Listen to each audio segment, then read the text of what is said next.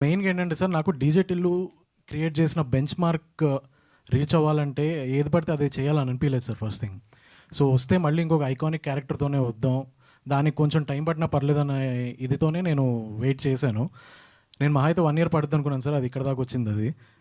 But I'm so happy now. ఇప్పుడు ఇలాంటి ఒక ఐకానిక్ క్యారెక్టర్‌తో మళ్ళీ వస్తున్నాను. డీజే టిల్లు సినిమా క్యారెక్టర్ ఎంత యాక్సెప్ట్ చేశారో, ఈ సినిమా కూడా అంతే లెవెల్‌లో కనెక్ట్ అవుతది. ఇంకా అంతకంటే ఎక్కువ వద్దనేది నా నమ్మకం సార్ ఇప్పుడు. అంటే జనరల్‌గా ఈ డిస్కషన్ ఇదే క్వశ్చన్ నేను సిద్ధు గారిని కూడా అడిగా. కొంతమంది హీరోలు ఒక ఇద్దరు ముగ్గురు ఉంటారు ఇండస్ట్రీలో.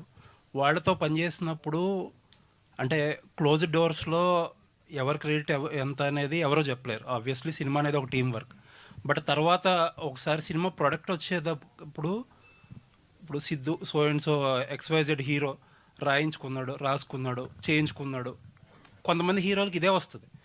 ఇట్ డజంట్ మీన్ దట్ వాళ్ళే చేశారు అని కాదు, వాళ్ళు రాంగ్ సైడ్లో ఉన్నట్టు కాదు. కొంతమంది హీరోలకి ఫిక్స్డ్గా ఇది వచ్చేస్తుంది. ఆ వాళ్ళతో పనిచేసిన వాళ్ళకి ఆ ఫిక్స్డ్ ప్రాబ్లం కూడా ఇదే వస్తుంది. ఎందుకంటారు సార్?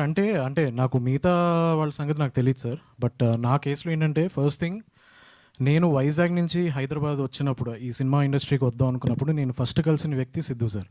ఓకే, నాకు సిద్ధు అనే వ్యక్తి 12 ఇయర్స్ నుంచి నాకు ఫ్రెండ్.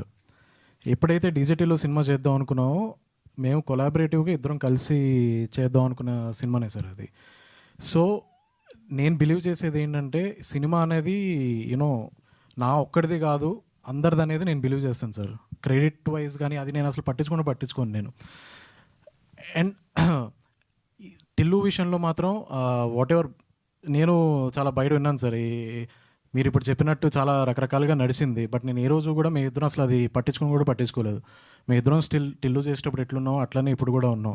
ఇన్ఫ్యాక్ట్ నాకు ఏంటంటే, టిల్లు తర్వాత వచ్చిన ఈ వాట్ ఎవర్ నెరేటివ్ ఒకటి ఏదైతే ఉందో, అది ఈ సినిమా క్రియేట్ చేయడానికి బాగా హెల్ప్ అయింది సార్ నాకు.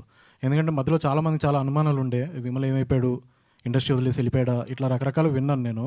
సో నాకు అనిపించింది, వై నాట్, ఇన్ని అనుమానాలు ఉన్నప్పుడు అనుమానం మీద ఒక సినిమా తీద్దామని అనిపించింది.